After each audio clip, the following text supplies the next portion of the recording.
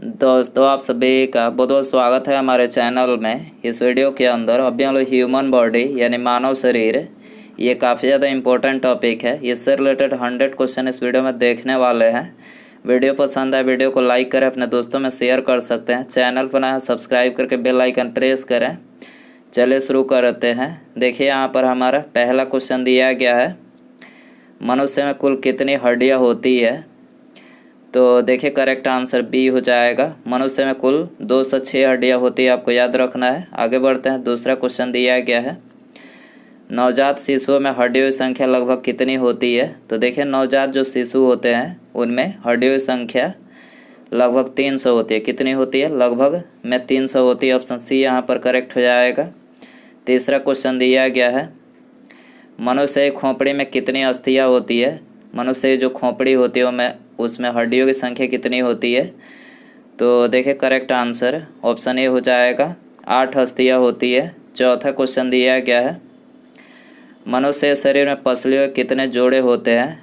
तो देखिए पसलियों के जो जोड़े होते हैं वो 12 जोड़े। इस तरह से पूछा जाए 24 होते हैं, जोड़ा में 12 जोड़े। ऑप्शन ए यहाँ पर करेक्ट हो जाएगा। पाँचवा क्वेश्चन दिया गया है, शरीर के सर्वाधिक प्रबल अस्थि होती है। तो देखिए करेक्ट आंसर बी हो जाएगा। जबड़े की जो अस्थि होती है ये शरीर की सर्वाधिक प्रबल अस्थि होती है। छठा क्वेश्चन दिया गया है, मानव शरीर की सबसे छोटी हड्डी है। तो देखिए मानव शरीर की जो सबसे छोटी हड्डी है वो है स्टेपिस, जो कि कान में पाई जाती है। और मानव शरीर की सबसे बड़ी हड्डी पूछा जाए तो फीमर होती है, जो कि जांघ में पाई जाती है। आपको याद रखना है। सी यहाँ पर करेक्ट हो जाएगा। मानव शरीर की सबसे लंबी हड्डी है। तो देखिए लंबी हड्डी फीमर बता ही चुके हैं, फीमर जो कि जांघ की हड्डी होती है। आठवां क्वेश्चन है, निम्नलिखित में से कौन मानव के पैर की हड्डी नहीं है। तो देखिए करेक्ट आंसर बी हो जाएगा। ह्यूमरस जो है ये मानव के पैर की हड्डी नहीं है। बाकी तीनों टिबिया, फीबर और फिबुला तीनों जो है ये मानव के पैर की हड्डी है। ह्यूमरस अस्थि कहाँ पाई जाती है? ह्यूमरस अस्थि, तो देखिए करेक्ट आंसर सी हो जाएगा, ऊपरी भुजा की हड्डी। ह्यूमरस अस्थि कहाँ पाई जाती है? ऊपरी भुजा में। ठीक है। मनुष्य शरीर में पैरों की हड्डी, तो देखिए करेक्ट आंसर बी हो जाएगा। पैरों की जो हड्डी होती है वो सरंध्री होती है। ठीक है, मनुष्य के शरीर में पैरों की हड्डी सरंध्री होती है। टीबिया नामक हड्डी किस में पाई जाती है? टीबिया नामक जो हड्डी होती है वो किस में पाई जाती है? करेक्ट आंसर बी हो जाएगा, टांग में पाई जाती है। टीबिया नामक हड्डी कहाँ पाई जाती है? टांग में। ठीक है। मानव शरीर के किस अंग की हड्डी सबसे लंबी होती है? बता ही चुके हैं कि सबसे लंबी जो हड्डी होती है वो जांघ की हड्डी होती है, फीमर जिसको बोला जाता है। दांतों तथा हड्डियों में पाया जाने वाला तत्व है। दांतों तथा हड्डियों में पाया जाने वाला तत्व कौन सा है? करेक्ट आंसर सी हो जाएगा। कैल्शियम और फास्फोरस जो है ये दांतों और हड्डियों में पाया जाने वाला तत्व है। वृद्धावस्था में मनुष्य की हड्डियाँ क्यों कमज़ोर हो जाती है? बुढ़ापे की बात हो रही है। तो बुढ़ापे में मनुष्य की जो अस्थियाँ होती है तो ये कैल्शियम की कमी के कारण से जो है कमज़ोर हो जाती है। सी हो जाएगा। अस्थि में कौन सा लवण सर्वाधिक मात्रा में होता है? तो देखिए करेक्ट आंसर ये हो जाएगा, कैल्शियम फास्फेट जो है अस्थि में जो है ये सर्वाधिक मात्रा में होता है। अस्थियों और पेशियों को आपस में जोड़ता है। अस्थि और पेशियों को आपस में कौन जोड़ता है?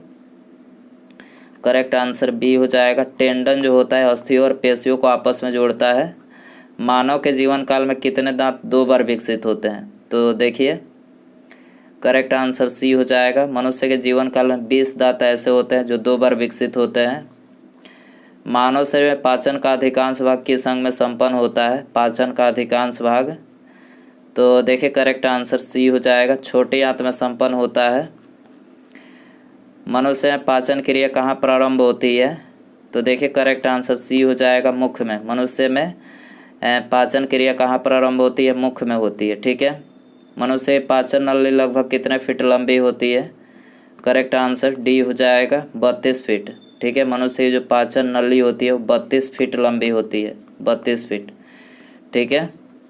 मुख में मंड यानी स्टार्च का शर्करा में पाचन किसके द्वारा होता है? तो देखिए करेक्ट आंसर बी हो जाएगा, टाइलिन के द्वारा। ठीक है। अगला क्वेश्चन दिया गया है, पाचन तंत्र का हिस्सा नहीं है। तो देखिए यहाँ पर करेक्ट आंसर सी हो जाएगा। कॉर्निया जो है ये पाचन तंत्र का हिस्सा नहीं है, बाकी यकृत, पित्ताशय और आंत तीनों जो है यहाँ पर पाचन तंत्र का। शरीर के लिए एंजाइम आवश्यक होते हैं क्योंकि, तो देखिए शरीर के लिए एंजाइम, ऑप्शन डी करेक्ट हो जाएगा। ये जीव रासायनिक क्रियाओं के उत्प्रेरक हैं, इसलिए आवश्यक होते हैं। दुग्ध प्रोटीन को पचाने वाला एंजाइम है, वेरी इंपॉर्टेंट। दुग्ध प्रोटीन को पचाने वाला एंजाइम कौन सा है? करेक्ट आंसर सी हो जाएगा। रेनिन जो है दुग्ध प्रोटीन को पचाने वाला एंजाइम है। अधिकतम पोषक तत्व रक्त में कहाँ से अवशोषित किए जाते हैं? तो करेक्ट आंसर सी हो जाएगा, छोटी आंत से। अधिकतम पोषक तत्व रक्त में छोटी आंत से अवशोषित किए जाते हैं। लार में कौन सा एंजाइम पाया जाता है? लार में, तो करेक्ट आंसर बी हो जाएगा। टाइलिन एंजाइम जो है लार में पाया जाता है। पेट में भोजन को पचाने के लिए निम्नलिखित में से किसकी खास आवश्यकता होती है? तो करेक्ट आंसर सी हो जाएगा। पेट में भोजन को पचाने के लिए एंजाइम की खास आवश्यकता होती है। लार किसके पाचन में सहायक होती है? करेक्ट आंसर बी हो जाएगा। लार जो है स्टार्च के पाचन में सहायक होती है। मानव के आमाशय में अम्ल एक्स उत्पन्न होता है जो भोजन के करता है। एक्स है भोजन के पाचन में सहायक, तो करेक्ट आंसर सी हो जाएगा। हाइड्रोक्लोरिक अम्ल सहायक है भोजन के पाचन में, ठीक है। मानव शरीर में भोजन का रक्त द्वारा अवशोषण कहाँ सर्वाधिक होता है? मानव शरीर में भोजन का रक्त द्वारा अवशोषण कहाँ सर्वाधिक होता है? करेक्ट आंसर सी हो जाएगा, छोटी आंत में सर्वाधिक होता है। प्रोटीन का पाचन कहाँ से प्रारंभ होता है? करेक्ट आंसर डी हो जाएगा, उदर से, ठीक है। प्रोटीन का पाचन कहाँ से प्रारंभ होता है? उदर से। अमाशय द्वारा स्रावित रस भोजन को आसानी से पचा लेता है, लेकिन अमाशय स्वयं इन पाचक रसों से अप्रभावित रहता है क्योंकि, तो देखिए करेक्ट आंसर ए हो जाएगा। अमाशय की दीवार श्लेष्मा के द्वारा सुरक्षित रहती है, ठीक है। आगे बढ़ते हैं। पचे हुए भोजन में मौजूद विषैले पदार्थ का कौन सा अंग चूषण करता है? तो करेक्ट आंसर डी हो जाएगा। यकृत जो है ये पचे हुए भोजन में मौजूद विषैले पदार्थ का चूषण करता है। पेप्सिन है एक, करेक्ट आंसर ये हो जाएगा। पेप्सिन जो है ये एक एंजाइम है, पेप्सिन बदल देता है। करेक्ट आंसर बी हो जाएगा। प्रोटीन को पॉलीपेप्टाइड में जो है पेप्सिन बदल देता है। पाचन क्रिया प्रोटीन किस पदार्थ में बदल जाते हैं? करेक्ट आंसर सी हो जाएगा, एमिनो अम्ल में। पाचन क्रिया में प्रोटीन एमिनो अम्ल में बदल जाते हैं। निम्नलिखित में से वो अंग कौन सा है जो मानव शरीर में ग्लाइकोजन के रूप में कार्बोहाइड्रेट को जमा करता है? करेक्ट आंसर डी हो जाएगा, यकृत है, ठीक है। यकृत है जो मानव शरीर में ग्लाइकोजन के रूप में कार्बोहाइड्रेट को जमा करता है। पित्त निम्नलिखित में से किसके द्वारा पैदा किया जाता है? करेक्ट आंसर ए हो जाएगा। पित्त जो है यकृत के द्वारा पैदा किया जाता है। पित्त यानी बाइल जमा होता है। करेक्ट आंसर ए हो जाएगा, पित्ताशय में जमा होता है। पित्त यानी बाइल का प्रमुख कार्य क्या है? करेक्ट आंसर सी हो जाएगा, वसा का पायसीकरण यानी इमल्सीकरण करना, ठीक है। ये पित्त यानी बाइल का प्रमुख कार्य है। सर्वप्रथम रक्त परिसंचरण तंत्र का अध्ययन किसने किया था? करेक्ट आंसर डी हो जाएगा। हार्वे ने जो है सबसे पहले रक्त परिसंचरण तंत्र का अध्ययन किया था। पेसमेकर का संबंध किससे है? करेक्ट आंसर डी हो जाएगा, हृदय से। पेसमेकर हृदय संबंधित है। पेसमेकर का कार्य है, करेक्ट आंसर सी हो जाएगा। दिल की धड़कन प्रारंभ करना जो है पेसमेकर का कार्य है। गति प्रेरक किससे संबंधित है? करेक्ट आंसर सी हो जाएगा, हृदय से। गति प्रेरक किससे संबंधित है? हृदय से। निम्नलिखित में से किनकी भित्तियों पर रक्त द्वारा डाले गए दबाव को रक्तदाब यानी ब्लड प्रेशर कहते हैं? तो देखिए करेक्ट आंसर सी हो जाएगा। धमनियों की भित्तियों पर रक्त द्वारा डाले गए दबाव को क्या कहा जाता है? रक्तदाब यानी ब्लड प्रेशर कहा जाता है। सोते समय रक्तदाब में क्या परिवर्तन होता है? तो करेक्ट आंसर बी हो जाएगा, सोते समय रक्तदाब जो है घट जाता है। रुधिर दबाव यानी ब्लड प्रेशर मापक यंत्र है, तो देखिए ब्लड प्रेशर जो है किसके द्वारा मापा जाता है? स्फिग्नोमैनोमीटर के द्वारा। याद रखना है स्फिग्नोमैनोमीटर। जार्विक 7 है, तो देखिए जार्विक 7 जो है ये कृत्रिम हृदय, क्या है? कृत्रिम हृदय। लवडा ध्वनि किसकी क्रिया के कारण उत्पन्न होती है? करेक्ट आंसर सी हो जाएगा। हृदय क्रिया के कारण से जो है उत्पन्न होती है। मनुष्य शरीर में हृदय को एक बार धड़कने के लिए कितना समय लगता है? 0.8 सेकंड। मनुष्य शरीर में हृदय को एक बार धड़कने में 0.8 सेकंड। स्वस्थ मनुष्य में प्रति मिनट हृदय स्पंदन होता है, तो करेक्ट आंसर सी हो जाएगा। प्रति मिनट जो है 72 बार होता है। मानव हृदय में कितने कोष्ठक होते हैं? करेक्ट आंसर सी हो जाएगा। मनुष्य के हृदय में 4 कोष्ठक होते हैं। नाड़ी दर कहाँ से मापा जाता है? करेक्ट आंसर बी हो जाएगा, धमनी से। नाड़ी दर कहाँ से मापा जाता है? धमनी से। एक किशोरवय मनुष्य में सामान्य रक्तदाब कितना होता है? करेक्ट आंसर ये हो जाएगा 120/80 होता है एक किशोरवय मनुष्य में सामान्य रक्तदाब। दौड़ते समय दौड़ लगाते समय मनुष्य का रक्तचाप, करेक्ट आंसर ये बढ़ जाता है। दौड़ लगाते समय मनुष्य का रक्तचाप बढ़ जाता है। सामान्य जीवन काल में मनुष्य का हृदय लगभग कितनी बार धड़कता है? 2 अरब बार धड़कता है। मानव शरीर में हृदय का कार्य है पंपिंग स्टेशन की तरह। मानव शरीर में हृदय का कार्य किस तरह से है? पंपिंग स्टेशन की तरह है, ये हो जाएगा।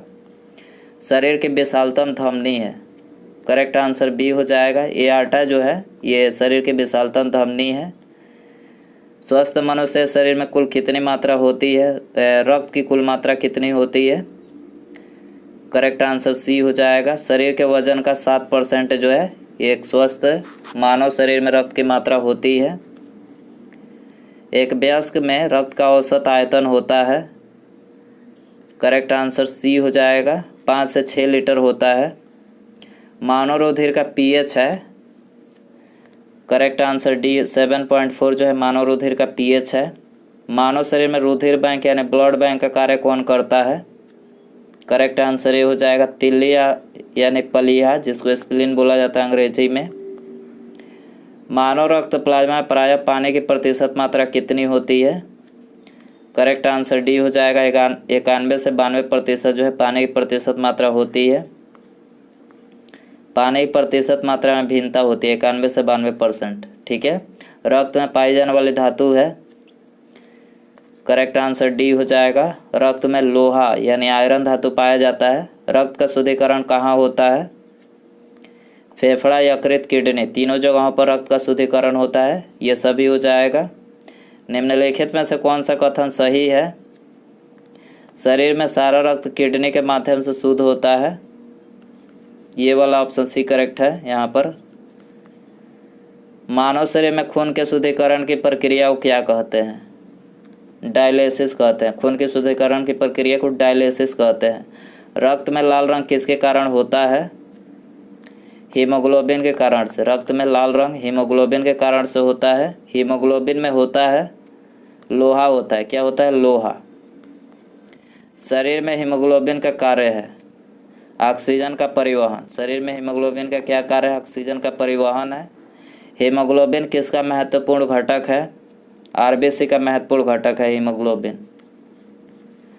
कौन सी रक्त वाहिका है साफ रक्त फेफड़ों से हृदय में ले जाती है? तो करेक्ट आंसर डी हो जाएगा, फुसफुस सीरा जो होती है ये साफ रक्त फेफड़े से हृदय में ले जाती है। निम्नलिखित में से किसकी सहायता से रक्त द्वारा ऑक्सीजन ले जाया जाता है? करेक्ट आंसर ये हो जाएगा, लोहित कोशिकाओं की सहायता से जो रक्त द्वारा ऑक्सीजन ले जाया जाता है। किसके मौजूदगी के कारण शरीर के भीतर रक्त जमता नहीं है? तो करेक्ट आंसर डी हो जाएगा, हिपैरिन की उपस्थिति के कारण से जो है शरीर के भीतर जो है रक्त जमता नहीं है। मानव शरीर का रक्त बैंक कहलाता है। तो देखिए करेक्ट आंसर ए हो जाएगा, पलीहा जो है ये मानव शरीर में रक्त बैंक कहलाता है। रुधिर के प्लाज्मा में निम्नलिखित में से किसके द्वारा एंटीबॉडी निर्मित होती है? करेक्ट आंसर बी हो जाएगा, लिम्फोसाइट के द्वारा। ठीक है, रुधिर के प्लाज्मा में लिम्फोसाइट के द्वारा जो है एंटीबॉडी निर्मित होती है। लाल रक्त कणिका यानी आरबीसी किस नाम से जानी जाती है? करेक्ट आंसर ये हो जाएगा इरिथ्रोसाइट के नाम से। ठीक है, आरबीसी किस नाम से जानी जाती है? इरिथ्रोसाइट। लाल रक्त कणिका यानी आरबीसी कहाँ उत्पन्न होते हैं? तो देखिए आरबीसी अस्थिमज्जा में उत्पन्न होते हैं। कहाँ पर? अस्थिमज्जा, ऑप्शन डी हो जाएगा। निम्नलिखित में से किसको आरबीसी का कब्रिस्तान कहा जाता है? तो आरबीसी का कब्रिस्तान जो है पलीहा को कहा जाता है, पलीहा। मनुष्य की लाल रक्त कोशिकाओं का जीवन काल कितना होता है? तो आरबीसी का जीवन काल 120 दिन का होता है।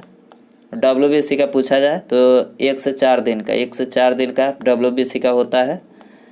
मानव शरीर में लाल रक्त कण का निर्माण कहाँ होता है? अस्थिमज्जा में होता है। आरबीसी का निर्माण कहाँ होता है? अस्थिमज्जा। लाल रुधिर कणिकाओं का उत्पन्न निम्नलिखित में से किसके द्वारा होता है? अस्थिमज्जा के द्वारा होता है।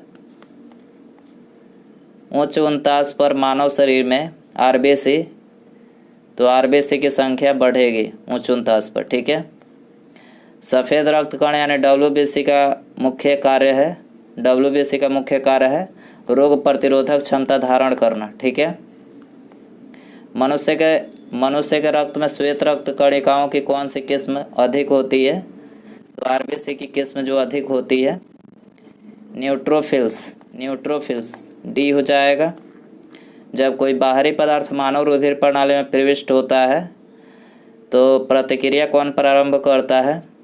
डब्ल्यूबीसी प्रारंभ करता है, डब्ल्यूबीसी, बी हो जाएगा। रक्त समूह यानी ब्लड ग्रुप की खोज करता है। करेक्ट आंसर ये हो जाएगा, लैंड स्टीनर जो है ब्लड ग्रुप की खोज करता है। आरएच फैक्टर का पता लगाया लैंड स्टीनर तथा बियनर ने। ठीक है, किस रुधिर वर्ग में एंटीबॉडी नहीं पाई जाती है? ए बी रुधिर वर्ग में जो है एंटीबॉडी नहीं पाई जाती है। किस रुधिर वर्ग में दोनों एंटीबॉडी पाई जाती है? वो रुधिर वर्ग में जो है दोनों एंटीबॉडी पाई जाती है। किस रुधिर वर्ग में कोई एंटीजन नहीं पाया जाता है? करेक्ट आंसर डी हो जाएगा, वो रुधिर वर्ग में जो है कोई एंटीजन नहीं पाया जाता है। एंटीजन प्रतिजन एक ऐसा पदार्थ है जो प्रतिरक्षी के निर्माण को बढ़ावा देता है। ठीक है, प्रतिरक्षी के निर्माण को सी हो जाएगा। एंटीबॉडी का मुख्य कार्य किसके विरुद्ध होता है? संक्रमण के विरुद्ध होता है। एंटीबॉडी का मुख्य कार्य किसके विरुद्ध होता है? संक्रमण के विरुद्ध। आरएच फैक्टर का नाम किससे संबंधित है? तो आरएच फैक्टर बंदर से संबंधित है। आरएच तत्व के अनुसार कौन सी जोड़ी विवाह के लिए उपयुक्त नहीं है? तो करेक्ट आंसर ए हो जाएगा, आरएच प्लस पुरुष तथा आरएच माइनस जो है ये विवाह के लिए जोड़ी उपयुक्त नहीं है। संतानों की भ्रूणीय अवस्था में माता के गर्भाशय के अंदर ही रक्त का थक्का बनने से मृत्यु हो जाती है। इस रोग को इरिथ्रोब्लास्टोसिस फीटलिस कहा जाता है। इसका कारण है, तो देखिए इसका जो कारण है वो है पिता का आरएच प्लस तथा माता का आरएच माइनस। निम्नलिखित में से कौन सा ब्लड ग्रुप सर्वव्यापक ग्राह्यता रखता है? सर्वव्यापक ग्राह्यता रखता है तो ये है ए बी रक्त समूह। ठीक है, ए बी रक्त वर्ग वाले व्यक्ति को सार्वत्रिक दाता कहा जाता है क्योंकि उसके रक्त में प्रतिपिंड का अभाव होता है, इसीलिए सार्वत्रिक अदाता कहा जाता है। मानव रक्त दान के लिए कौन सा रक्त समूह सार्वत्रिक दाता यानी यूनिवर्सल डोनर होता है? तो देखिए सर्वदाता यानी यूनिवर्सल डोनर जो होता है वो रक्त समूह होता है, ऑप्शन बी हो जाएगा। उसके बाद यहाँ पर अगला क्वेश्चन है, ये आप सभी के लिए रखते हैं, इसका आंसर आपको कमेंट में बताना है। देखिए क्वेश्चन है, रक्त समूह वो वाला व्यक्ति किस रक्त समूह के व्यक्तियों से रक्त ले सकता है? वो रक्त समूह वाला जो व्यक्ति होता है वो किस ब्लड ग्रुप वाले व्यक्तियों से रक्त ले सकता है? इसका आंसर आपको कमेंट में बताना है। और वीडियो पसंद आया हो तो प्लीज़ वीडियो को लाइक कर दें, अपने दोस्तों में शेयर कर सकते हैं। चैनल पर नया है सब्सक्राइब करके बेल आइकन प्रेस करें। ठीक है, मिलते हैं अगले वीडियो में। नमस्कार, जय हिंद, जय भारत।